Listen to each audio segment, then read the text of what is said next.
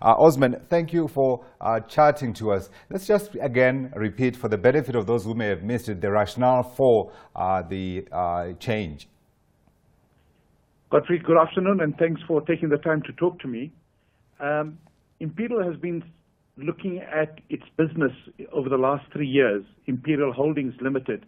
The two big businesses, the transport business and the logistics business on the one side, and the motor business on the other side. The motor business includes importing and distributing of vehicles. We've got a retail division, a financial services division, a car rental division, and an aftermarket parts division. So over the past 3 years, we've been looking at this business to say, what are the synergies between these two businesses, and what is their dependency on each other? And the only dependency we had was a balance sheet at Imperial Holdings. So over the last 3 years, we said, how do we make them independent?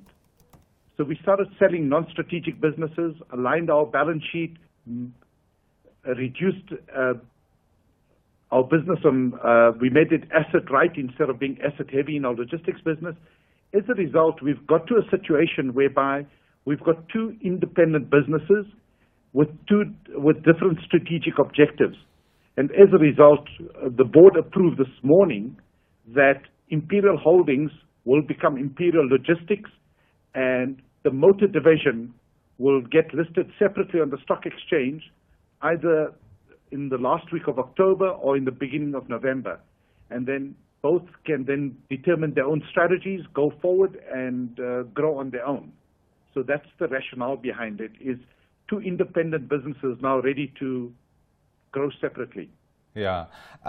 So you get the two businesses now existing separately. Surely the rationale, I guess, must also include the fact that you are dealing with changed circumstances to those that were there when Bill Lynch was creating this company decades ago.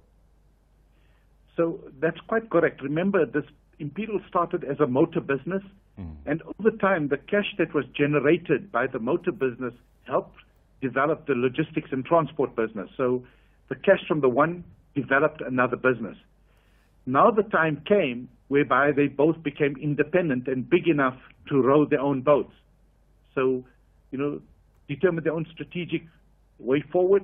Balance sheet's quite independent, and we're fortunate that we managed to get our debt to equity at between 55 and 65%.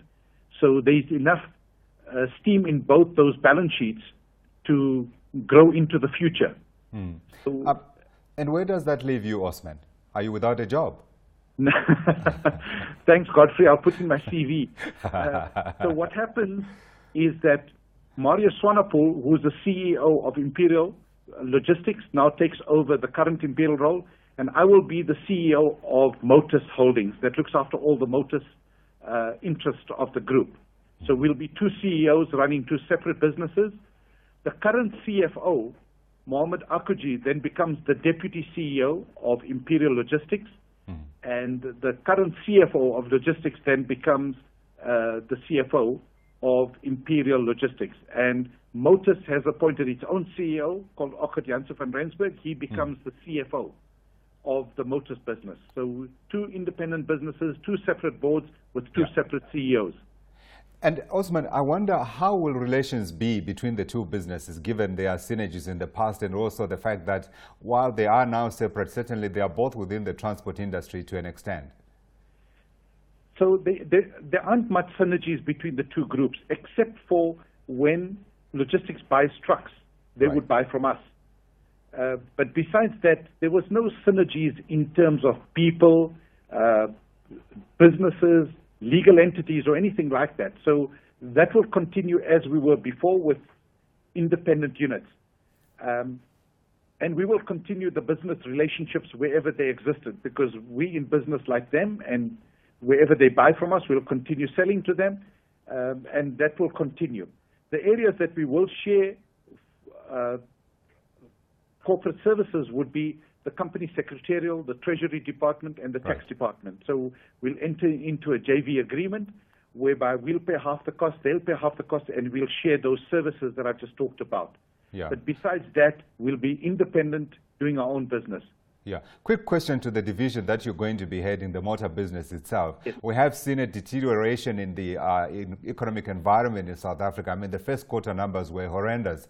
And also now we're seeing everything from business confidence to the exchange rate drifting in the wrong direction. What's your sense of the consumer for your segment of the business going forward? The consumer is in a difficult position because obviously salary increases are limited to inflation.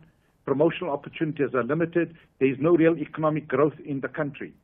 So the consumer is battling. But while I say that, at the same time, to December last year, this country sold 547,000 vehicles.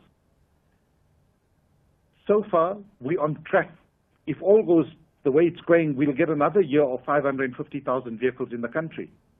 So yes, there is a consumer that finds it difficult with cash flows. Yeah. But the motor business, somehow we're in a replacement cycle. They have to be replaced with poor public transport in our country. A motor vehicle is quite an essential asset to have for people to earn a living. So, as a country, we will continue it's nice to sell more, but I think at 550,000 vehicles, there are enough dealerships out there that remain profitable. So, it's continuing despite all the negativity around us.